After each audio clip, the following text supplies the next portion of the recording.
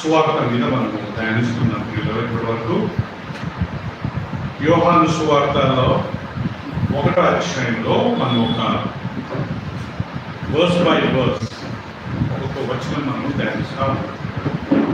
First మనము ఏం చూసుకున్నామంటే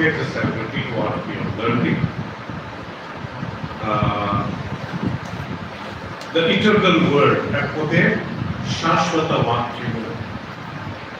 యోహాను సువార్త 1వ అధ్యాయము 1 నుంచి 5 వరకు మనం గమనించినట్లయితే అది శాశ్వత వాక్యం. అక్కడ ఆదియందు వాక్యం ఉండేను, ఆ వాక్యము దేవుని యుద్ధ ఉండేను, ఆ వాక్యమే నా దేవుడై ఉండేను, ఆ వాక్యమే దేవుడై ఉండేను, సమస్తము ఆయన మూలంగా కలిగినదేది ఆయన లేకుండా కలగలేదు. ఇవన్నీ మనం ప్రియులరా వాటి గురించి మనము ధ్యానించాం. దాని తర్వాత యోహాను యొక్క సాక్ష్యము. నిజమైన వెలుగని యోహాను యేసుక్రీస్తు గురించి ఆయన సాక్ష్యం ఇచ్చాడు. ఆయన తన స్వకీయులకు వచ్చాడు, ఆయన స్వకీయులు ఆయన అంగీకరించలేదు. ఎవరు? యూదులు. 12వ వచనంలో తను ఎదురు అంగీకరించడు అనగా తన నామములో విశ్వాసం నుంచి వారందరికీ దేవుని బిడ్డలకు ఆయన అధికారం ఇచ్చాడు. అది మనం నేర్చుకున్నాం. ఎప్పుడైతే మనం యేసు ప్రభువును సొంత రక్షకుడిగా తెలుసుకోమో మన స్టేటస్ మారుతుంది. ఎలా మారుతుందంటే ప్రియులరా, మనము దేవుడికి బిడ్డలమవుతామంట. వీరు దేవుని వలన పుట్టిన వారే కానీ రక్త మాంసం వలన పుట్టిన వారు కాదు. వీరు శరీర ఇచ్చ వలన పుట్టిన వారు కాదు. వీరు భార్య భర్త కలయికతో పుట్టిన వారు కాదు. 13వ వచనం, వీరు దేవుని వలన పుట్టిన వారే మనం పోయిసారి నేర్చుకున్నాం. గలతీయులకు రాసిన పత్రిక 3:26 చూసుకున్న ప్రియులరా, యేసు ప్రభువును అంగీకరించిన వాళ్ళందరూ విశ్వాసం ద్వారా ఆయన కుమారులు, ఆయన పిల్లలు అవుతారంట. బాప్తిసం తీసుకున్న మనం అందరం అంట ఆకాష్ క్రీస్తులు ధరించుకున్న వాళ్ళం అవుతామంట కదా. గ్రీకుడని, యూదుడని, దాసుడని, స్వతంత్రుడని, స్త్రీ అని, పురుషుడని ఏ భేదమో లేదు. ఒకప్పుడు దేవుడు యూదులకే ఇంపార్టెన్స్ ఇచ్చేవాడు పాత నిబంధన కాలంలో. ఈవెన్ అపోస్తల కార్యంలో మనం చదివినట్లయితే ఈ పేతురు, పౌలు ప్రసంగం చేస్తూ ఇశ్రాయేల్ జనాంగం చాలాసార్లు, ఓ ఇశ్రాయేల్ జనాంగమా, ఆ ప్రభును మీరే చంపారు, ఆయన మీ కొరకు వచ్చాడు, తండ్రి మీ కొరకు పంపించాడు, ఆయన మీరు చంపారు. కానీ ఆ రక్షణ ఈరోజు దేవుడు మనందరికి ఇచ్చినట్ట.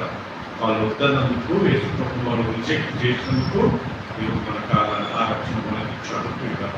అది సెకండ్లో పోర్షన్ మనం చదువు. 3వది పోయిన వారం మనం నేర్చుకున్నది ఏంటంటే ఆ వాక్యము ఆ శరీరధారి మన మధ్య కృపా సత్య సంపూర్ణంగా వికసించాడు. ఎవరు ఆ వాక్యము?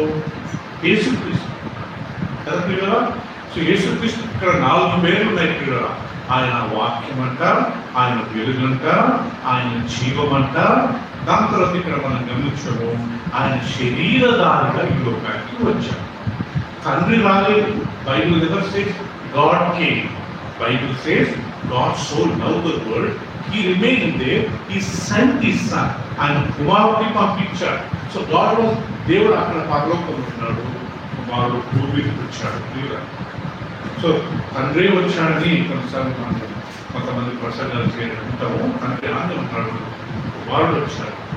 కుమారుడు ఏమన్నాడు? తండ్రి ఇదిగో ఈయన నా ప్రియ కుమారుడు, ఈయన ఎంతో ఆనందిస్తున్నాను. అంటే తండ్రి పరలోకం నుంచి మాట్లాడుతున్నాడు.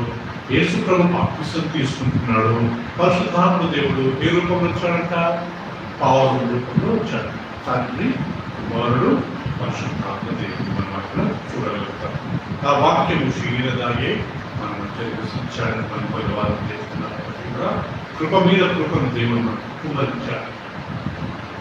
మనం రోమీయులకు రాసిన పత్రికలో నేర్చుకున్నాము, పాపం ఎక్కడ విస్తరిస్తుందో అక్కడ కృప కూడా విస్తరిస్తుంది. అక్కడి మనం పాపంలోనే ఉంటామా, కృప ఎక్కువ కావాలని అట్లా అనరాదు అని పౌలు అంటే అక్కడ కదా. సో కృప ఎక్కువ మనకు కలుగుతుందని, కృప దొరుకుతుందని మన పాపంలోనే ఉండరాదు అని చూడండి పౌలు రోమీయులకు రాసిన పత్రికలో మనతో మాట్లాడతాడు. కాబట్టి ఆ శరీరధారిగా యేసుక్రీస్తు లోకానికి 33.5 సంవత్సరాలు బట్టి కదా మీకు మంచి మంచి వాక్యాలు చెప్పి ఆయన మనందరికీ సెలవులో చనిపోయి పాతిపెట్టబడి 3వ దినాన్ని విచారణ తెలుసుకున్నాం. దాని తర్వాత ఒకే ధర్మశాస్త్రం మోషే ద్వారా ఇవ్వబడ్డది, కానీ కృప సత్యము యేసు ద్వారా ఇవ్వబడ్డది మనం ఒకసారి నేర్చుకుంటాం. మనము నిర్గమకాండం నుంచి మనము సంఖ్య ద్వితీయోపదేశ కాండం వరకు మనం చూసినట్లయితే దేవుడు నేరుగా మోషేతోనే మాట్లాడేవాడు. మోషకు 10 ఆజ్ఞలు ఇచ్చాడు. ఆ 10 ఆజ్ఞలను మోషకు ఎక్స్టెండ్ చేసి ఆ సంఖ్యాకాండము, లేవియాకాండము, ద్వితీయోపదేశ కాండము దాన్ని వివరించి ఈ 10 కమాండ్మెంట్స్ ఒకే వాటిని వివరించి ఈ 3 పుస్తకాలు మనం గమనించుకుంటాం. సో కృపా సత్యం యేసు ప్రభువు మనకు ఆయన వివరించాడనే విషయం పోయినసారి మనం నేర్చుకున్నాం. దాని తర్వాత మనం పోయినసారి ఇంకోటి నేర్చుకున్నాం ఏంటంటే అరణ్యంలో ఒక కేక, వాయిస్ ఇన్ ద విల్డర్నెస్. ఇదిగో ప్రభు మార్గము సరళము చేయు.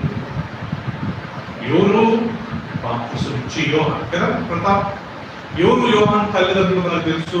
వాళ్ళ డాడీ పేరు జకరియా, వాళ్ళ మదర్ పేరు ఎలిజబెత్. వీళ్ళు యెరూషలేములో ప్రధాన యాజకులు. యెరూషలేములో ఎవరు? ప్రధాన యాజకులు. ప్రధాన యాజకుల పిల్లలు ఎట్లుండాలి కదా, వాళ్ళే నెక్స్ట్ యాజకులు కావాలి. వాళ్ళే మంచి డ్రెస్ వేసుకొని మంచి తిండి తిని కదా పిల్లరా, వాళ్ళు మంచి. కానీ అలాంటిది యోహాన్ ఎక్కడున్నాడంట పిల్లరా? యోహాను అరణ్యములో ఉన్నాడంట. యోహాను తిండి ఏంటి? అడవి తేనె మరియు ఉడత. యాజకుడు కుమారుడు మంచి మాంసం తిని ఎంజాయ్ చేయాల్సిన వ్యక్తి, కానీ ఆయన అడవి తేనె ఉడతలు తిరుగుతూ ఆయన వాసన చేసి. ఆయన డ్రెస్ ఎలాంటిదంట అంటే చర్మంతో ఆయన వేసుకున్నారు dress. So very simple man. యాజకుల పిల్లలు ఎంతో ధనవంతులుగా ఎంతో ఘనంగా ఉంటారు. మనకు ఖర్చు పాస్టర్ల కొడుకులు ఎంత రిచ్ ఉంటారు. కొంతమంది పాస్టర్ల పిల్లలు మనం చూస్తాం, వాళ్ళకి మంచి మంచి కార్లు చూస్తున్నారు. పెద్ద కార్లు, వాళ్ళ డ్రెస్సులు చూడాలి. వాళ్ళ డ్రెస్సెస్ 10,000, 20,000 వాళ్ళు వేసుకునే వాచెస్. నేను అందుల గురించి చెప్పట్లేదు, మన పాస్టర్ల పిల్లల గురించి చెప్తున్నాను. యాజకుల పిల్లలు అంటే దేవుడు వెరీ వెరీ రిచ్ అండ్ దేవుడు వెరీ వెరీ. కానీ జరిగింది ఏంటంటే పిల్లలు ఇక్కడ ఈ యోహాను అరణ్యంలో దేవుడేవాడు ఉండి యేసు ప్రభు గురించి ప్రచారం చేసేవాడు. ఇదిగో నా వెనక వచ్చేవాడు నాకంటే బలవంతుడు. So John the Baptist introducing Jesus Christ. మేము కొన్నిసార్లు తెలుస్తున్నాం, John the Baptist is a voice, Jesus is the word. బాప్తిసం నుంచి యోహాను ఆయన ఒక స్వరం అంట. అరణ్యంలో కేకులు వేయబడిన ఒక స్వరము. అండ్ యేసు ప్రభు వాక్యం. కొన్నిసారి మనం చెప్పినాం, first voice comes, then word comes. Afterwards voice disappears, word remains.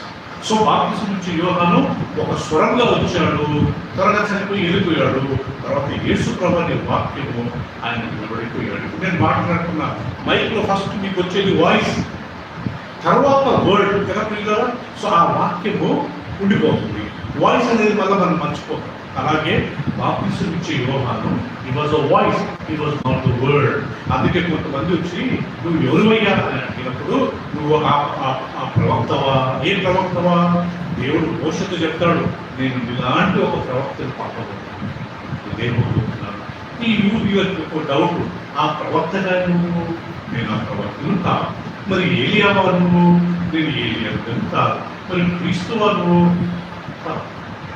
మరి ఎవరయ్యా మమ్మల్ని పంపిన వారికి మీరు జవాబు చెప్పమంటే ఆయన అంటున్నారా, నేను అరణ్యంలో కేక వేయబడినప్పుడు స్వరం అని చెప్పి నేను ఆయన చెప్పులు విప్పుటగా నేను నొప్పినను. నేను తగ్గింపబడాలి, ఆయన హెచ్చింపబడాలి. నేను మీకు నీళ్ళలో బాప్తిసం ఇస్తున్నాను, కానీ ఆయనకు వచ్చేవాడు నాకంటే బలవంతుడు. ఆయన అగ్నిలో పరిశుద్ధాత్మలోనూ అగ్నిలోనూ మీకు బాప్తిసం ఇస్తాడని జాన్ ద బ్యాప్టిస్ట్ యేసు ప్రభువును ఇంట్రడ్యూస్ చేశాడు. తర్వాత మనకు తెలుసు బాప్తిసం ఇచ్చిన యోహాను ఆయన హేరోదు దగ్గరికి వెళ్ళి చేసిన తప్పు, నీ భార్య నీ తమ్ముడి భార్యతో నువ్వు పాపం చేస్తున్నావు అని చెప్పినప్పుడు ఏ రోజు కోపం వచ్చి ఆయన జైలు ఇచ్చాడంట ప్రియుల. తర్వాత ఆయన కూతురు, ఆ ఉంచుకున్న ఆయన కూతురు, ఆమె కూతురు బర్త్డే రోజు ఆమె అడిగిందంట, నాకు బాప్తిసం ఇచ్చి యోహాను కథ కావాలి. అందులో రాజులు మోనార్క్స్ అంటే ఏమంటారంటే వాళ్ళు చాలా చాలా మోనార్క్స్ అంటే చాలా చాలా డిక్టేటర్షిప్ ఉండేది. వాళ్ళ మాట తిరుగులేదు, అంత ఘోరమైన ఇది అనమాట. ఆయన తల నరికేసి ఇచ్చాడు. తర్వాత నాకు తీసుకొచ్చామంటే నాకు చాప్టర్ ఎండ్ అయిపోయింది. ఆయన కొన్ని విషయాలు జరిగాయి, కానీ ఈరోజు అది కాదు మన topic. So voice in the wilderness. So ఈ రోజు మన టాపిక్ ఏంటంటే ద ల్యాండ్ ఆఫ్ గాడ్.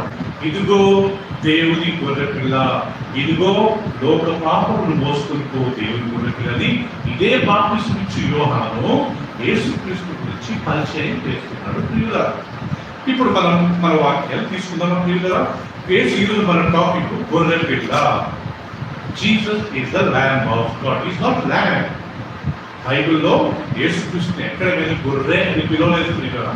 ప్రతి స్థలంలో ఆయనను గొర్రె పిల్ల అని పిలిచారు. విశ్వాసులు ఎస్, ప్రభుని నమ్ముకున్న వాళ్ళంతా గొర్రెలు. వల్ల మనం గొర్రె పిల్ల అని ఎక్కడ పిలవలేదు. రాజు తన యొక్క మహిమలో వచ్చినప్పుడు మత్తయి సువార్త 25వ అధ్యాయం 35వ వచనం ఆయన గొర్రెలను మేకలను వేరు చేయనట్లు నీతిమంతులను అనీతిమంతులను వేరు చేయడం. ఇక్కడ గొర్రెలను నీతిమంతులతో పోల్చాడు, మేకలను నీతిమంతులతో పోల్చాడు. దేవుని ప్రజల క్రత ఎప్పుడే కానీ గొర్రెలే కానీ గొర్రె పిల్లలు కాదు. మరి గొర్రె పిల్ల ఎవరు? యేసుక్రీస్తు మాత్రమే. ఇక్కడ మనం గమనించినట్లయితే యోహాను సువార్త 1:29 నుంచి చదువుతున్నారండి ఈరోజు. టుడేస్ లెసన్, ఇదిగో దేవుని గొర్రె పిల్ల. నేను చదువుతాను, అందరు గమనించి 29 to 34 వరకు చదువు. అందరు తీసిన తర్వాత చదువు. జాన్స్ గాస్పెల్ చాప్టర్ 1, యోహాను సువార్త 1:29. మరునాడు యోహాను యేసు తన యుద్ధకు రాగా చూచి, ఇదిగో లోక పాపమును మోసుకొని పోవు దేవుని గొర్రెపిల్ల. నా వెనుక ఒక మనుషుడు వచ్చుచున్నాడు. ఆయన నాకంటే ప్రముఖుడు కనుక నాకంటే ముందటి వాడు ఆయనని. నేను ఎవరిని గూర్చి చెప్తున్నో ఆయనే ఈయన. నేను ఆయనను ఎరగనైంది కానీ ఆయన ఇశ్రాయేలుకు ప్రత్యక్షముగా నేను నీళ్లలో బాప్తిసమిచ్చుచు వచ్చినని చెప్పాను. మరియు యోహాను సాక్ష్యమిచ్చుచు ఆత్మ పావురం వలె ఆకాశం నుండి దిగి వచ్చుట చూచి ఆత్మ ఆయన మీద నిలిచెను. నేను ఆయనను ఎరగనైతి కానీ నీళ్లలో బాప్తిసమిచ్చుటకు నన్ను పంపిన వాడు నేను ఎవరి మీద ఆత్మ దిగి వచ్చి నిలుచుట చూపునో ఆయనే పరిశుద్ధాత్మలో బాప్తిసమిచ్చువాడని నాతో చెప్పాను. ఈయనే దేవుని కుమారుడని నేను తెలుసుకుని సాక్ష్యం ఇచ్చుతాను. నేను ఇక్కడ బాప్తిసం ఇచ్చి యోహాను 34వ వచనంలో ఈయనే దేవుని కుమారుడు అని నేను తెలుసుకున్నాను, లేకపోతే నేను సాక్ష్యం ఇస్తున్నాను అనే విషయాన్ని బాప్తిసం ఇచ్చి యోహాను చెప్పాను. ఇప్పుడు మరునాడు మరుసటి దినం ఆన్ ద నెక్స్ట్ డే, అంటే ఫస్ట్ డే ప్రియులారా ఏం జరిగిందంట, కొంతమంది వచ్చి బాప్తిసం ఇచ్చి యోహాను దగ్గరికి అడిగారంట, నువ్వు ఎవరివి, నువ్వు ఎక్కడి నుంచి వచ్చావు, ఎవరు పంపించారు అని ప్రశ్న వేశారు.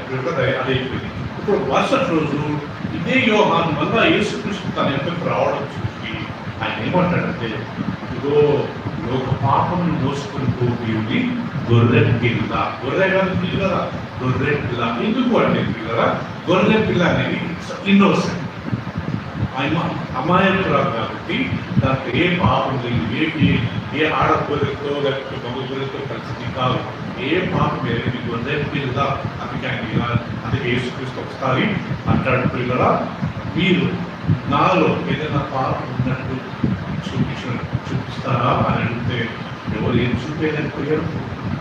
మీలో పాపం చేయని వాడి మొదటి రాయి ఏంటంటే అందరు రాళ్ళు అక్కడ వదిలి వెళ్ళిపోయారంట. పిలాతు భార్య దర్శనం వచ్చిందంట, ఈయన నీతిమంతుడయ్యా, ఈయన జోలికి వెళ్ళకు. పిలాతు ఆయన భార్య మాట విని ఆయన చేతులు కడుతున్నాడు, అమ్మ బాబోయ్ ఈయనలో నాకు ఏ అపరాధం కనబడలేదు, కాబట్టి ఆయన రక్తంలో నాకు ఏ అపరాధం లేదని ఆయన చేతులు కడుపుతున్నాడు. ఎందుకు అంటే ఆ రోజులలో ఈవెన్ ఈ రోజుల్లో కూడా for every inward experience there is an outward expression. నేను సంతోషంగా ఉన్నాననడానికి నా ముఖంలో కనుక ఆనందం కనబడుతుంది. సో ఇన్వర్డ్ ఎక్స్పీరియన్స్కి అవుట్వర్డ్ ఎక్స్ప్రెషన్ ఉంటుంది. ఆ రోజు నేను నాకు ఈయన మీద ఎలాంటి అపరాధం, ఎలాంటి ఈయన రక్తంలో నాకు ఏ అపరాధం లేదు అని చెప్పడానికి ఆయన ఎలా ఎక్స్ప్రెస్ చేశాడు? రెండు చేతులు ఒక బౌల్లో నడుపుతున్నట్టుగా. సో ఇన్వర్డ్ ఎక్స్పీరియన్స్ అవుట్వర్డ్ గా ఆయన ఎక్స్ప్రెస్ చేస్తున్నాడు. నేను ప్రభుత్వం నమ్ముకున్నాను, నేను మార్పు పొందాను అనడానికి అది ఇన్వర్డ్ ఎక్స్పీరియన్స్. దాన్ని నేను ఎలా ఎక్స్ప్రెస్ చేస్తాను? బయట నుంచి తీసుకుంటాను, మందిరానికి వస్తాను, పాటలు పాడుకుంటాను, వాక్యం చదివి దాని ప్రకారం జీవిస్తాను. నా లోపల ఉన్నది బయట ఒక ఎక్స్ప్రెషన్ నేను చూపిస్తాను. అలాగే ఇక్కడ బాప్తిసం నుంచి యోహాను వెంట్రుకలు ఏమంటారంటే, ఇదిగో లోక పాపమును మోసుకుంటూ ఏంటి గొర్రెపిల్ల చేసిన ఒక గొప్ప కార్యం అంటే పిల్లల పేతురు చాలా చక్కగా వినిపిస్తాడు. ఈ గొర్రెపిల్ల ఏ రకంగా మన పాపం మనందరూ తెలుసు, ఆయన మన కొడుకు చనిపోయినప్పుడు తీసుకోవడం తన రక్తాన్ని నుంచి ఇచ్చాడు కదా. రెండు చేతులలో రెండు కాళ్ళలో వీటు పెట్టారు, ఆయన తలలో ఇలా కిరీటం పెట్టారు. నేను ఒకసారి చెప్పాను రీసెంట్గా, కొన్ని సంవత్సరాల క్రితం యేసుప్రభు చనిపోయారు, ఆయన డెడ్ బాడీ చుట్టిన బట్ట దొరికిందని ఫీల్ అయిపోయారు. ఆ బట్టను చూస్తే ఎంత బ్లడ్ అంటే ఆయన బాడీలో రక్తం కాలని స్థలం లేదు.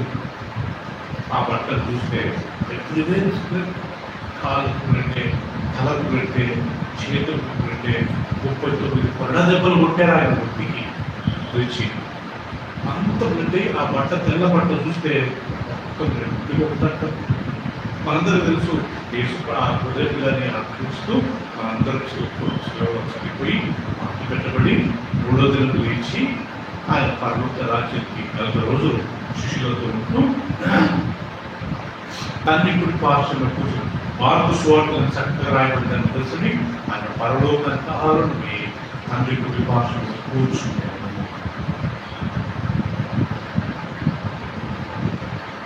కరెక్ట్ 10 రోజుల తర్వాత, అంటే 40 రోజుల పరలోకానికి ఎత్తబడ్డాడు.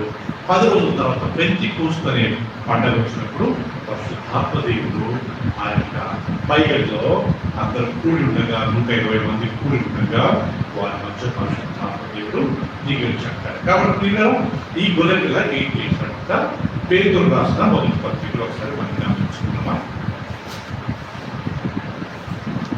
2వ అధ్యాయము 24వ వచనం చాలా ముఖ్యమైనది. ఈ గొర్రెపిల్ల ఏం చేసింది మన కొరకు, ఈ క్రీస్తు అనే గొర్రెపిల్ల మన కొరకు ఏం చేశాడని ఇక్కడ పేతురు చాలా చక్కగా వివరిస్తూ ఆయన లోక పాపమును మోసుకుంటూ దేవుని గొర్రెపిల్ల అన్న మాటకి ఇక్కడ మనకు కొన్ని రుజువులు ఉన్నాయండి. 2వ అధ్యాయము 24వ వచనం మనం గమనించినట్లయితే ఇక్కడ ఏమంటుందంటే, అది చూడండి, చాలా ముఖ్యమైన మాట. మనము పాపముల విషయమై చనిపోయి నీతి విషయమై జీవించినట్టు ఆయన తానే తన శరీరమందు మన పాపములను మాను మీద మోసుకొనెను. ఆయన పొందిన గాయముల చేత ఏమనుంది, మీరు స్వస్థత నొందుతిరి. అలా చదువుకుందామా? కొద్దిగా చిన్నగా ఆలోచించుకుందాం, చదువుకుందాం. మనము పాపముల విషయమై చనిపోయి నీతి విషయమై జీవించున్నట్టు ఆయన తానే తన శరీరమందు మన పాపములను మ్రాను మీద, అంటే శిలువ మీద మోసుకునేను. ఆయన పొందిన గాయముల చేత మీరు స్వస్థత నొందిరి. మీరు గొర్రెల వలె దారి తప్పిపోతుంది కానీ ఇప్పుడు మీ ఆత్మల కాపరియు అధ్యక్షుడైన ఆయన వైపునకు మళ్ళీ ఉన్నాము. సో ప్రియులు ఇక్కడ చూసారండి, మనము పాపం విషయంలో చనిపోయి ఎవరెవరైతే యేసుప్రభువుని తెలుసుకొని బాప్తిసం తీసుకుంటారో వాళ్ళంతా ప్రియులు ఎవరంట పాపం విషయంలో చనిపోయి నీతి కొరకు జీవించేవారంట. ప్రభు నమ్ముకున్నానని చెప్పి ఇంకా మనం పాపంలోనే ఉన్నాం అనుకోండి కదా, మనము రక్షణ పొందాలంటే మనలో మారు మనసు లేనంటే. మీరు పాపం విషయమే చనిపోయి నీతి కొరకు జీవించినట్టు యేసు ప్రభు శిలువలో చనిపోయాడు, మాకు మీద వేలాడాడు, మీ కొరకు చనిపోయాడు. ఈ గొర్రెపిల్ల ఏం చేశాడంటే లోక పాపమును మోసుకుని పో దేవుడు గొర్రెపిల్లని యోహాను చెప్పిన ఈ గొర్రెపిల్ల ఏం చేశాడంట ఇక్కడ క్లియర్గా రాయబడింది. ఆయన మన పాపమును ఇంత మారు పైన శిలువలో చనిపోయాడు. యేసు ప్రభు ఆశామాజి చనిపోలేదు. లేఖనాలలో మనకు ఆధారాలు ఉన్నాయి. పస్కా పండుగ రోజుకు గొర్రె పిల్లను వధించారు. అక్కడ గొర్రెను వధించిన గొర్రె పిల్లను వధించారు. వధించి దాన్ని వధించిన తర్వాత దాని రక్తమును ఇస్సోప్ అనే చిన్న ప్లాంట్ ఉంటుంది, చిన్న చెట్టు, దాన్ని గుంచి వాళ్ళ తలుపుల పిల్లలు వాళ్ళ ద్వారం అందరూ దాన్ని రాసి ఆ యొక్క గొర్రె పిల్లను వాళ్ళు రోస్ట్ చేసి కాల్చుకుని తినేవారు. కరెక్ట్ అదే పండుగ రోజు యేసుక్రీస్తు కానీ ఆ పస్కా పండుగ రోజు ఆయన ఏం చేసినట్ట ఒక రొట్టెను తీసుకుని దాన్ని విరిచి ఇది మీ కొరకు కొట్టబడిన నా శరీరం. దాని తర్వాత ఒక పాత్రను తీసుకుని ఇది మీ కొరకు చూపించబడిన నా కొత్త నిబంధన రక్తము. సో యేసుక్రీస్తు శిలువ మరణం ద్వారా మనం కలిగిన ఆశీర్వాదం ఏంటంటే మన పాపాలు క్షమించబడి మన రోగాలకు స్వస్థత కలిగి. ఈ వాక్యంలో మొదటిసారి రాయబడింది కదా, పాపాలు క్షమించబట్టే మీరు రోగాలకి స్వస్థత దేవుడు ఇచ్చాడంట. ప్రియుల అందరం హల్లెలూయా చేద్దామా? హల్లెలూయా. అందుకే ప్రభు వాక్యంలో తీసుకునేటప్పుడు ఆ రొట్టె తిన్నప్పుడల్లా నేను ఇప్పుడు వరకు నాకు జ్ఞాపకం కదా, ఆ రొట్టె తిన్నప్పుడల్లా ప్రభు నువ్వు పొందిన గాయాల చేత నాకు స్వస్థత కలిగిందని నేను ఒప్పుకొని తింటానంటే రొట్టె. ద్రాక్షారసం తాగేటప్పుడు నా పాపాల కొరకు మీరు శిలువలో చనిపోయి నీ రక్తాన్ని చిందించాలని మనం తాగాలంట. రొట్టె తినేటప్పుడు నాకు ఆరోగ్యం కొరకు నువ్వు శిలువలో చనిపోయావు ప్రభువా, ద్రాక్షారసం తాగేటప్పుడు నా పాపాలు క్షమించడానికి నీ రక్తాన్ని చిందించావు. గొర్రె పిల్ల, ఇదిగో లోక పాపం మోసుకుంటూ దేవుడి గొర్రె పిల్ల. ప్రియులారా, మీకు ఎంతమంది తెలుసుకోలేదో ప్రకటన గ్రంథం మనం చదివినప్పుడు కనీసం 28-29 సార్లు గొర్రె పిల్ల అనే మాట మనం గమనిస్తాం. ఎన్నిసార్లు? 28-29 సార్లు గొర్రె పిల్ల. నేను నా పాత బైబిల్లో నేను అండర్లైన్ చేసిన ఎక్కడెక్కడ గొర్రె పిల్ల వచ్చిందో అంత రెండు పేరుతో నేను అండర్లైన్ చేశాను. అంటే పరలోక రాజ్యంలో దేవదూతలు లేకపోతే ఈ యోహాను చూసిన దర్శనంలో యేసు ప్రభువును ఎలా చిత్రీకరించారంట, ఒక రాజుగా చిత్రించలేదు. ఎలా చిత్రించారంట? ఒక గొర్రె పిల్లగా చిత్రీకరించారు. చూద్దామండి ఒకసారి అందరు ప్రకటన గ్రంథం. Please turn the book of ప్రకటనలో యేసు ప్రభువును గొర్రె పిల్లగా చాలా స్థలాలలో మనం గమనించుకుంటాం. నో డౌట్ ఆయన ఒక దేవుడి కుమారుడుగా తండ్రి కుడిపార్శ్వంలో ఉన్నాడు. ఆయన కానీ యోహానుకి ఎలా కనపడేవాడంట? యేసుక్రీస్తు 5వ అధ్యాయం అందరు తీసినట్లయితే 6వ వచనం మనం చదువుతున్నాం ప్రియులా. మరియు 5వ అధ్యాయం 6వ వచనం, మరియు సింహాసనమును ఆ 4 జీవులకును పెద్దలకు మధ్య వధింపబడినట్లుండిన గొర్రె పిల్ల నిలిచి ఉండుట సూచితిని. ఇక్కడ ఏమైందంటే గమనించండి, 24 పెద్దలు, ఆ 4 జీవులు, వీళ్ళందరూ దేవుడి సింహాసనంపై నిలబడ్డారు, దగ్గరకు నిలబడ్డారట. ఇప్పుడు వీళ్ళ మధ్య యోహాను చూస్తున్నప్పుడు 24 పెద్దలు, ఈ 4 జీవులు, వీళ్ళ మధ్య వధించబడిన ఒక గొర్రె పిల్ల మాత్రం క్రీస్తు నిలబడ్డాడట. పరలోక రాజ్యంలో దేవుడు యేసుక్రీస్తు గొర్రె పిల్ల ఉండడం ఏంటి? ఆయన దేవుడి కుమారుడు, తండ్రి కుడిపార్శ్వంలో కూర్చుని ఉన్నాడు.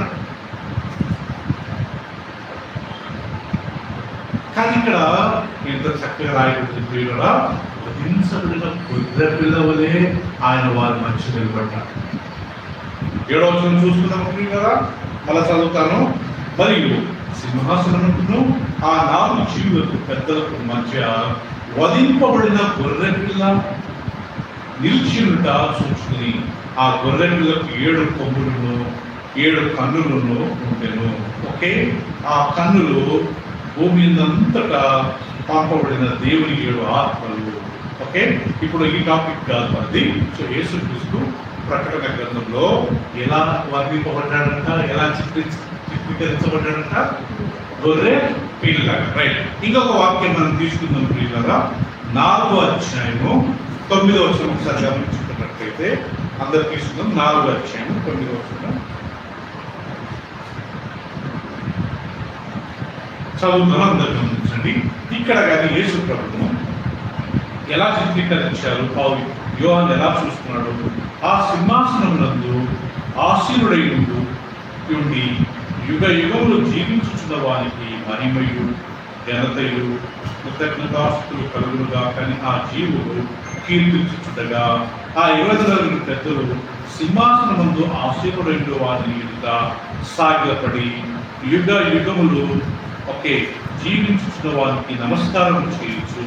ప్రభువా, మా దేవా, నీవు సమస్తమును సృష్టించుతుంది, నీ చిత్తమును బట్టి అవి ఉండిన దాన్ని బట్టి సృష్టింపబడిన కనుక నీవే మహిమ ఘనత ప్రభావము పొందనరుడు అని చెప్పుచు తమ కిరీటములు ఆ సింహాసనం ఎదుట వేసిరి. ఐ థింక్ గొర్రె పిల్ల అనే మాట ఇక్కడ సారీ ఈ అధ్యాయంలో కాదు, 4వ అధ్యాయం 6వ వచనంలో ఉంటుంది ఆ మాట.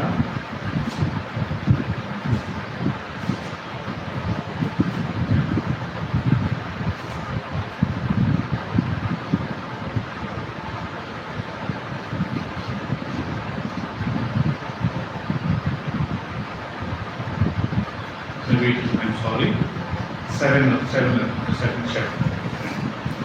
7వ అధ్యాయం 17వ వచనం చూస్తున్నాం ప్రియులారా. 7:17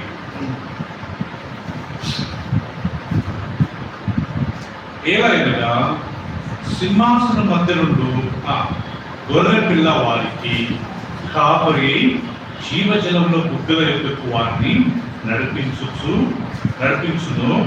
దేవుడే వారి కన్నుల నుండి ప్రతి బాష్ప బిందువును తుడిచివేయను. ఇక్కడ గొర్రె పిల్ల వారికి కాపరి ఉండడం ఏంటి? నార్మల్ గా గొర్రెలకు వేరొకరు కాపరే ఉంటారు. ఇక్కడ గొర్రె పిల్లనే ఈ రక్షింపబడ్డ వారికి విమోచన పొందిన వారు పరలోకంలో ఒక గుంపు ఉందంట ప్రియులారా. ఎవరు ఎంచని ఒక జనం, ప్రతి వంశం నుండి, ప్రతి జాతి నుండి, ప్రతి దేశం నుండి ఒకే రక్షింపబడి ఖర్జూరపు బట్టలు చేతులు పట్టుకొని వాడు పరలోక రాజ్యం ఉంటా ఒక గొప్ప సమూహం నేను చూశాను. ఆ సమూహానికి ఎవరంట నడిపించేది? కాపరి గొర్రె పిల్ల. ఎవరు గొర్రె పిల్ల? ఇక్కడ గొర్రె పిల్ల వెరీ స్మాల్ వన్ కదా. ఈ గొర్రె పిల్ల ఇంతమందికి కాపరిలో వారి పరలోక రాజ్యంలో నడిపిస్తూ ఉంటాడంట. 7వ అధ్యాయం 17వ వచనం చూసుకుందామా? సారీ 10వ వచనం చూసుకుందామా ప్రియులారా? 7:10. ఎవరు వీళ్ళంతా? ఎవరిని ఆయన ఒక గొర్రెల కాపుగా నడిపించేది? అటు తర్వాత 9వ వచనం, నేను చూడగా ఇదిగో ప్రతి జనములో నుండి, ప్రతి వంశములో నుండి, ప్రతి ప్రజల నుండి, ఆయా భాషలు మాట్లాడే వాళ్ళ నుండి వచ్చి ఎవడను లెక్కింపజాలని ఒక గొప్ప సమూహమును కనబడేది. వారు తెల్లని వస్త్రములు ధరించుకున్న వారై ఖర్జూరపు బట్టలు చేత పట్టుకుని సింహాసనం ఎదుటను, తర్వాత గొర్రె పిల్ల ఎదుటను నిలవబడి సింహాసనాసీనుడైన మా దేవునికి, రెండవది గొర్రె పిల్లకును మా రక్షణ స్తోత్రమని మహాశబ్దం తిరిగెత్తి చెప్పిరి. దేవదూతలందరూ సింహాసనము చుట్టూను పెద్దల చుట్టూను ఆ 4 జీవుల చుట్టూను నిలవబడి ఉంటది. వారు సింహాసనం ఎదుట శాస్త్రాంగపడి ఆమె యుగ యుగల వరకు మా దేవునికి స్తోత్రము, మహిమ, జ్ఞానము, కృతజ్ఞతాస్తుతియు, ఘనతయు, శక్తియు, బలము కలుగుగా అని చెబుతూ దేవునికి నమస్కారం చేసి ఆమె. ఎవరంటే ఇక్కడ ప్రతి జన్మలో నుండి, ప్రతి జాతి నుండి ఇక్కడ గమనించాలి కదా, దేవునికి ఎలాంటి వ్యత్యాసం లేదు. గ్రీకుడని, వీరుడని, బ్రాహ్మణ్ అని, రెడ్డి అని, లేకపోతే చౌదరీస్ అని తెలుపు కదా, లేకపోతే పెద్ద యూదుడని. ఒకప్పుడు యూదులకు చాలా ఫీల్ ఉండేది, మేమే గొప్పలము, దేవుడు మాకే ధర్మశాస్త్రం ఇచ్చాడు, మమ్మల్ని మించులో లేదనుకునేవారు. ఇక్కడ ఈ వాక్యం చదివిన తర్వాత మనకు తెలుసుకున్న ప్రతి జాతి నుండి, ట్రైబల్స్, ప్రతి వంశం నుండి, మనందరం తెలుసు మన దేశంలో ఎంతో మంది ప్రభుత్వం తెలుసుకుంటే మనందరి పరవస్తు సూర్యనారాయణ అని ఒక ఆయన మనకున్నట్టుగా ఆరాధ్య పూర్తిగా ఎంత పక్క బ్రాహ్మణ్స్, కానీ దేవుడు వారందరినీ మార్చి వారిని ఆయన సాధించలేదప్పుడు. అనిల్ కుమార్ ఆయన రాజశేఖర్ రెడ్డి యొక్క మాట అంటున్న అల్లుడు, ఆయన ఒకప్పుడు బ్రాహ్మణ్ ఉంటే ఈరోజు దేవుడు ఆయన మార్చలేదు. ఇక్కడ ప్రతి జనం నుండి, ప్రతి జాతి నుండి, ప్రతి వంశం నుండి, ప్రతి దేశం నుండి అందరూ రక్షింపబడి పరలోక రాజ్యంలో ప్రవేశించి తెల్లని వస్త్రములు ధరించుకొని ఖర్జూరపు మట్టలు చేతిలో పట్టుకొని దేవుడు స్థుతిస్తూ గొర్రె పిల్లలు వాళ్ళు స్థుతించి ఒకవైపు తండ్రిని ఆరాధిస్తున్నారు, ఇంకొక వైపు గొర్రె పిల్లలు ఆరాధిస్తున్నారు. రేపు మనం పరలోకానికి వెళ్తే కదా మనం కానీ తండ్రిని ఆరాధిస్తామో, ఇంకా ఎవరిని గొర్రె పిల్లలు ఆరాధిస్తాం. ప్రియులారా, యేసుక్రీస్తు అక్కడ రాజుగా ఉన్నాడు పరలోకంలో. ఎలా ఉంటాడంట? గొర్రె పిల్లగా. ఇంకొక వాక్యం తీసుకుందామా? పరలోక రాజ్యం యేసుక్రీస్తు గొర్రె పిల్లగా వర్ణించబడ్డాడు. 13వ అధ్యాయం 8వ వచనం, 13:8.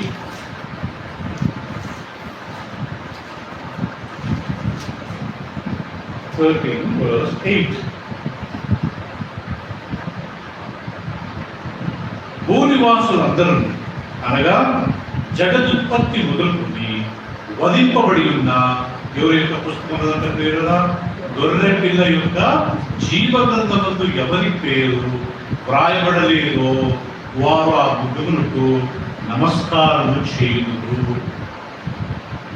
గమనించండి, మళ్ళీ నేను చదువుతాను. భూనివాసులందరూ అనగా జగదుత్పత్తి మొదలుకొని వధింపబడిన గొర్రె పిల్ల యొక్క జీవగ్రంథము ఎవరి పేరు రాయబడలేదో వారు ఆ మృగంకు నమస్కారం చేయుదురు. ఏంటి దీని అర్థం? ప్రియులారా, మనం గమనించినట్లయితే సిస్టర్ గారు, బైబిల్లో 7 సంవత్సరాలు శ్రమల కాలం వస్తున్నట్టు తెలుగులో. యేసుప్రభు రెండో రాకడకు ముందు ఈ భూమిని 7 years యాంటీ క్రైస్ట్ పరిపాలిస్తాడంట. ఆ సమయంలో వాడెళ్ళి యెరూషలేము మందిరంలో కూర్చుంటాడంట. యేసుప్రభు రెండో రాకడకు ముందు యెరూషలేములో మళ్ళీ మందిరం కట్టబడుతుందంట. అందుకంటే అక్కడ కట్టబడుతుంది కదా, ఆ ప్లేస్ లో కట్టబడుతుంది. అంటే సైలెంట్ దాన్ని పక్కన కట్టవచ్చు, కానీ మందిరం కంటే బైబిల్ రాయబడి తెస్సలోనికీయులకు రాసిన మొదటి పత్రికలో ఆ యొక్క గర్భగుడికి వెళ్ళి దైవ దూషణగా దేవుడిని కోరుకుంటాడు. అప్పుడు వాడు ఏం చేస్తాడంటే ఇదే 11వ వచనంలో వాళ్ళ నొసళ్ళ మీద ఒక ముద్రను వేస్తాడు, లేదా వాళ్ళ చేతుల మీద ఒక ముద్రను వేస్తాడంట. ఆ ముద్ర మనుషుల యొక్క సంఖ్యని, ఏంట సంఖ్య 666. దాని గురించి నేను పెద్దగా డీటెయిల్గా నేను చదువుకోలేదు కదా. 6 అనేది మనుషుల యొక్క సంఖ్య. ఎందుకు?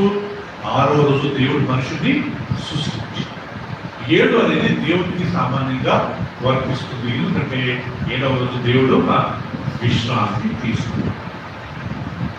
అమెరికా కంప్యూటర్ కోడ్ నెంబర్ ఎంత తెలుసుకున్నారా? 6. ఇంకా రాబోయే యుద్ధాలలో they are expecting to add another 2 6s అంట.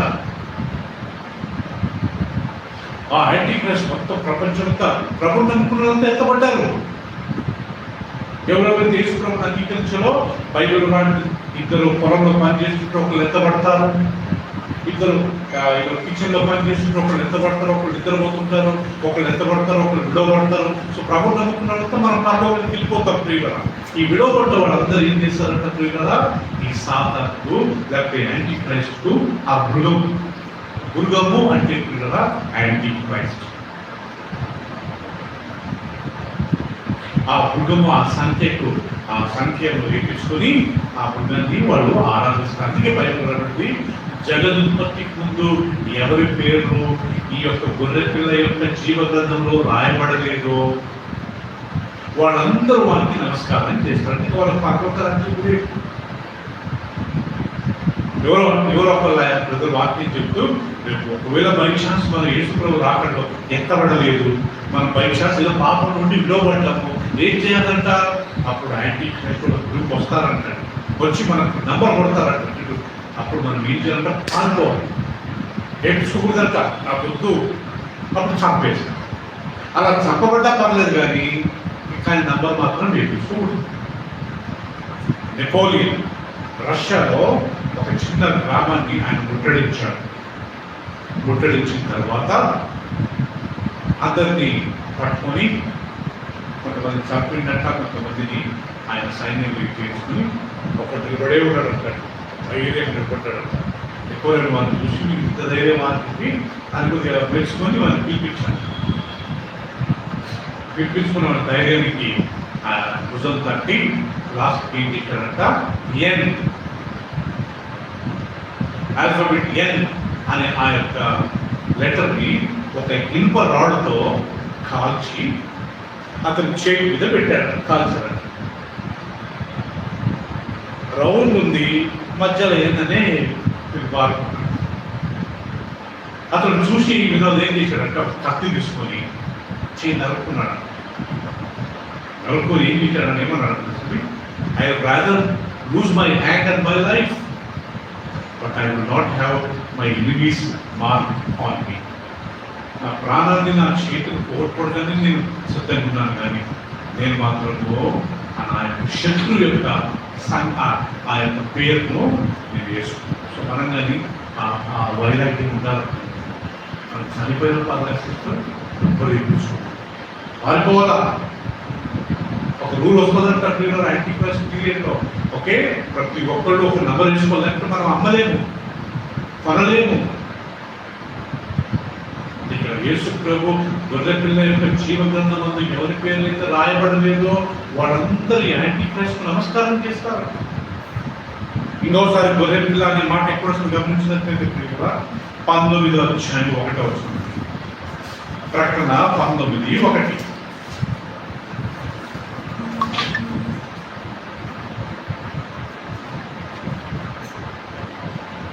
అటు తర్వాత బహు జనుల శబ్దం వంటి గొప్ప స్వరము పరలోకమందు ఇలా చెప్పగా పెట్టి ప్రభువును స్తుతించుడు, రక్షణ మహిమ ప్రభావములు మన దేవునికి చెల్లును. ఆయన తీర్పులు సత్యములు న్యాయములై ఉన్నవి. తన విచారంతో భూమిని భూలోకమును చెరిపిన గొప్ప వేశ్యకు ఆయన తీర్పు తీర్చి తన దాసుల రక్తమును బట్టి దానికి ప్రతిదండన చేశాను. మరియు రెండవ వారు ప్రభువును స్తుతించడని ఆ పట్టణం ఒక యుగ యుగములు పైకి లేచున్నది. అప్పుడు ఆ 24 పెద్దలు 4 జీవులు సాగిలపడి ఆమేన్ ప్రభువును స్తుతించుడి అని చెప్పుచూ సింహాసనాసనుడు దేవునికి నమస్కారం చేసింది. మరి మన దేవుని దాసులు ద్వారా ఆయనకు భయపడేవారా, కొద్దివారిని గొప్పవారిని మీరందరూ ఆయన స్తుతించని చెప్పుచున్న గొప్ప స్వరము సింహాసనం నుండి వచ్చెను. అప్పుడు గొప్ప జలసమూహము శబ్దమును, విస్తారమైన జలముల శబ్దమును, బలమైన ఉరుములు శబ్దములు పోలిన ఒక స్వరమును సర్వాధికారి ప్రభువు మన దేవుడు ఏలుచున్నాడని స్తుతించుడి. దాని తర్వాత చూడండి, గొర్రె పిల్ల వివాహోత్సవ సమయంలోకి వచ్చినది. ఆయన భార్య తను తాను సిద్ధపరచుకొని ఉన్నది కనుక మనం సంతోషపడి ఉత్సాహించి ఆయనను మహిమపరచు. ఇక్కడ ఇంగ్లీష్లో వర్స్ 1 and 2 వస్తుంది దానికి. ఇక్కడ గొర్రె పిల్ల యొక్క వివాహము అంటే యేసుక్రీస్తు అనే ఈ గొర్రె పిల్ల సంఘం అనే మనల్ని పరలోక రాజ్యంలో ఆ నూతన యెరూషలేములో ఆయన వివాహం చేసుకోబోతున్నాడు. ఐ కెన్ షో యూ ఇంకా చాలా రెఫరెన్సెస్ ప్రియురా. ఇంకొక వాక్యం తీసుకుందామా? ప్రకటన గ్రంథంలో గొర్రె పిల్ల అనే మాట ఎక్కడ వస్తుందంట ప్రియురా? 21వ అధ్యాయం 5వ వచనం చూస్తున్నామండి. 21:5. అప్పుడు సింహాసనాసుడై ఉన్న వాడు ఇదిగో సమస్తమును నూతనమైనవిగా చేయుచున్నానని చెప్పాను, మరియు ఈ మాటలు నమ్మకమును నిజమునై ఉన్నది కనుక వ్రాయమని ఆయన నాతో చెప్పుచున్నాడు.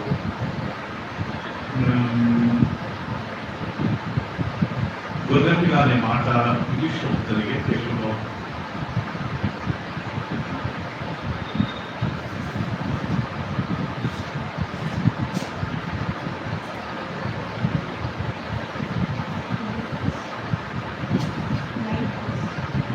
సార్. అంతటా కడపటి 7 పిల్లలను నిండిన 7 పాత్రలను పట్టుకుని 7 దేవదూతలకు ఒక వచ్చి, ఇటు రమ్ము పెళ్లి కుమారుడు అనగా గొర్రెపిల్ల, సారీ అండి నేను రెఫరెన్స్ తప్పు రాస్తున్నా, గొర్రెపిల్ల యొక్క భార్యను నీకు చూపేదను. ఇక్కడ గొర్రెపిల్ల యొక్క భార్య ఎవరు? సంఘం అనే మనం. ప్రపంచంలో ప్రభు నమ్ముతున్న ప్రతి ఒక్కరు together they will go to heaven. And అక్కడ గొర్రెపిల్ల భార్యగా మనం మాట్లాడతాం. చివరికి 22వ అధ్యాయం 3వ వచనం చదువుతున్నామా? 22:3.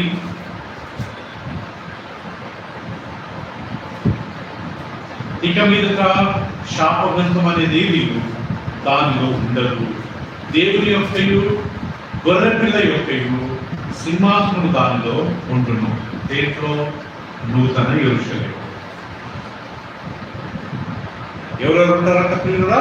శాపమైనది ఉండదంట. దానిలో దేవుని యొక్కయు గొర్రెపిల్ల యొక్క సింహాసనము దానిలో ఉంటుంది. ఇప్పుడు కనీసం ఒక 5-6 రెఫరెన్సెస్ లో మనం చూసాము. యేసుక్రీస్తు గొర్రెపిల్లగా పరలోక రాజ్యంలో వివరించబడ్డారు, లేకపోతే సూచించబడ్డారు. ఎందుకు మనం ఈరోజు ఈ వాక్యం చదువుతున్నామంటే, యోహాను అంటాడు, ఇదిగో లోక పాపం మోసుకుని పో దేవుని గొర్రెపిల్ల. యేసుక్రీస్తు గొర్రె కాదు. ఎవరంటే ఏంటో గొర్రెపిల్ల. పాపం లేదు. ఆ గొర్రెపిల్ల మనకు చనిపోయాడు. పేతురు గ్రంథంలో మనం చదివాడు కదా. ఆయన చనిపోవడం వల్ల మన పాపం క్షమించబడ్డాయి, మన రోగాలు స్వస్థపరచబడ్డాయి, మనకు స్వస్థత కలిగింది, మనకు ఆరోగ్యం కలిగింది. పాత నిబంధన కాలంలో పస్కా పండుగ రోజు ఆ గొర్రె పిల్లను వధించినట్లు సేమ్ అదే రోజు యేసు ప్రభువును శిలువలో వేశారు. అదే వధింపబడ్డ గొర్రె పిల్ల యేసు ప్రభునే గొర్రె పిల్ల ఆ రోజు మనం ఇదే గొర్రె పిల్ల పరలోక రాజ్యంలో. కానీ అంతవరకు ఇక్కడ ఈ ప్రకటన గ్రంథంలో ఒకే స్థలంలో రాయబడింది, ఆయన రాజుల రాజు ప్రభుల ప్రభు అని. కానీ ఎక్కువ ఏమని రాయబడింది యేసు ప్రభు గురించి? ఆయన గొర్రె పిల్ల. Jesus Christ is the man. Amen. మనం దేవుని చిత్తమైతే వచ్చే వారం విషయాన్ని ఆ ఒక చిన్న పాటలు కూడా ఇదిగో దేవుడి గొర్రె పిల్ల. అలెగ్జాండర్ ఫేమస్ పాట, ఇదిగో దేవుని గొర్రె పిల్ల, ఇవేగా మా స్తుతులు, ఇవేగా మా స్తుతులు. అరుడవు అరుడవు ఓ గొర్రె పిల్ల, నీవు యోగ్యుడవు, శిక్షమిచ్చి ప్రాణమిచ్చి నీదు ప్రజలను కొనినావు. అరుడవు ఓ అరుడవు ఓ గొర్రె పిల్ల, నీవు యోగ్యుడవు, మహిమయు ఘనతయు నీకే చెల్లును ఎల్లప్పుడూ. ఇదిగో దేవుని గొర్రె పిల్ల, నీవేగా మా హృదయ స్తుతులు నీవేగా మా హృదయ స్తుతులు. దేవునికి ఒక రాజ్యముగా, దేవునికి ఒక రాజ్యముగా యాజకులనుగా చేసితివి. దేవునికి ఒక రాజ్యముగా యాజకులనుగా చేసితివి. ఆ సిలువ శక్తితోనే నూతన జీవులుగా మార్చెను. ఆ సిలువ శక్తితోనే నూతన జీవులుగా మార్చెను. అర్హుడవు ఓ అర్హుడవు ఓ గొర్రె పిల్ల నీవు యోగ్యుడవు. రక్తమిచ్చి ప్రాణమిచ్చి నీదు ప్రజలను కొనినావు. అర్హుడవు ఓ అర్హుడవు ఓ గొర్రె పిల్ల నీవు యోగ్యుడవు. మహిమయు ఘనతయు నీకే చెల్లును ఎల్లప్పుడూ. ఇదిగో దేవుని గొర్రె పిల్ల నీవేగా మా స్తుతులు నీవేగా మా స్తుతులు. పరిశుద్ధుడైన మా తండ్రి, వందనాలయ్యా. ఈరోజు యేసు ప్రభు గొర్రె పిల్లగా ధ్యానించే ఒక భాగ్యాన్ని మాకు ఇస్తూ, ఇదే బాప్తిసం నుంచి యోహాను దేవుని యొద్ద నుంచి పంపబడ్డాడని యోహాను సువార్త 1వ అధ్యాయం 6వ వచనంలో చదివాం. ఈయన మీ యొద్ద నుంచి పంపబడ్డాడు.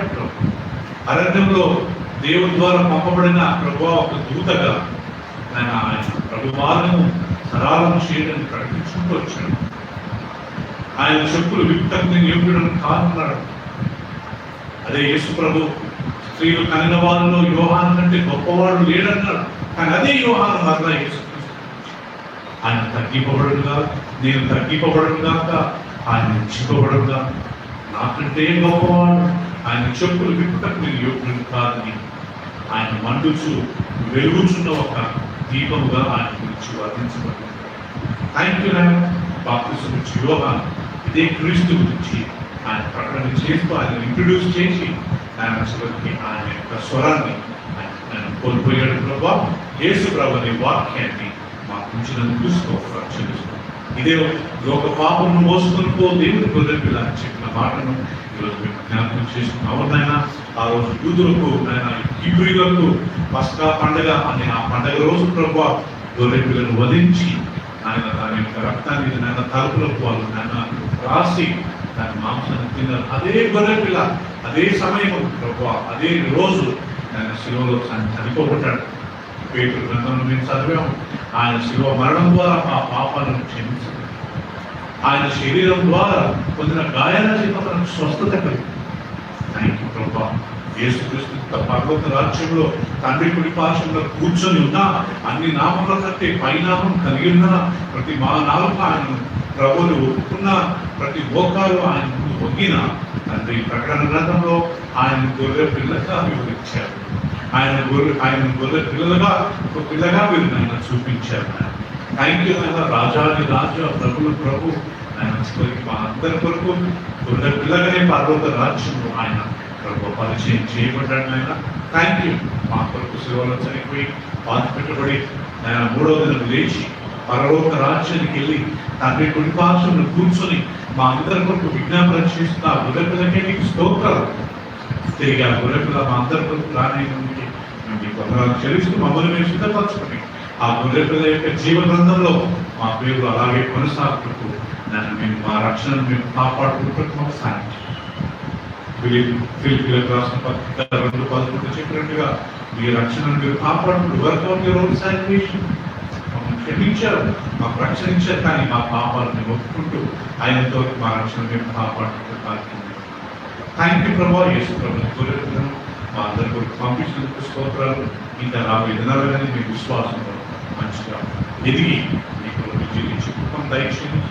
వచ్చిన మీ బిడ్డలందరూ ఒకసారి జ్ఞాపకం చేసుకుంటున్నాం తండ్రి. వాటికి ఒక్కరిని పేరు లేదని దీవించారు ఆశ. ఈరోజు మరి ముఖ్యంగా రిచి ఆయన మా మధ్య శ్రీలైన వాళ్ళ కుమారుడు రిచిని జ్ఞాపకం చేసుకుంటూ ఆయన జీవితం ఇంకొక సంవత్సరాన్ని మీరు పొడిగించినందుకు థ్యాంక్స్ అయ్యారు. అది గర్భంలో ఉన్న 9 నెలలు కాపాడారు.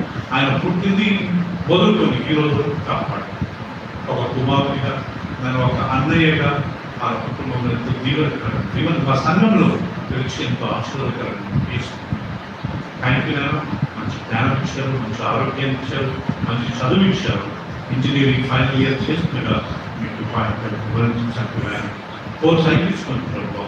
ఆయన జీవితంలో స్థిరపడడం సాధించారు. వాళ్ళ తమ్ముడు నేను విక్కిని కానీ దీపించారు, వాళ్ళ తల్లిదండ్రులు కానీ ఆశీర్వదించారు. సంఘం నుండి ప్రతి కుటుంబానికి జ్ఞాపకం చేసుకున్నారు. ప్రతి ఒక్కరిని దీవించారు. తిరిగి అందరూ క్షేమంగా వారి వివాహం చేయడం సాయం వచ్చే ఆదివారం ప్రభుదిన ముందు మేమందరం కూడి మరలా మీ వాక్యాన్ని ధ్యానించుకుంటున్నాం. సాయం యేసు ప్రభువు పరిశుద్ధ నామములో ప్రార్థించి వేడుకుంటున్నాను తండ్రి. ఆమేన్ ఆమేన్. చివరికి మన తండ్రి అయిన దేవుడికి తన కుమారుడు మన రక్షకుడైన యేసుక్రీస్తు పరిశుద్ధాత్మక సహవాసం ఇక్కడ చేయడం మనందరికీ న్యాయం ప్రేమించుకోవాలి. ఇప్పుడు సదాకాలం తోడైన కాక. ఆమేన్ ఆమేన్. అందరికి ప్రైజ్ లార్డ్ అండి. సరే ఈరోజు వచ్చి birthday happy birthday song. Happy birthday to you, happy birthday to you, happy birthday dear Richie, happy birthday to you. May God bless you, dear. May God bless you, dear. May God bless you richly. May God bless you, dear. We wish you happy, many happy returns. అందరికి praise lord.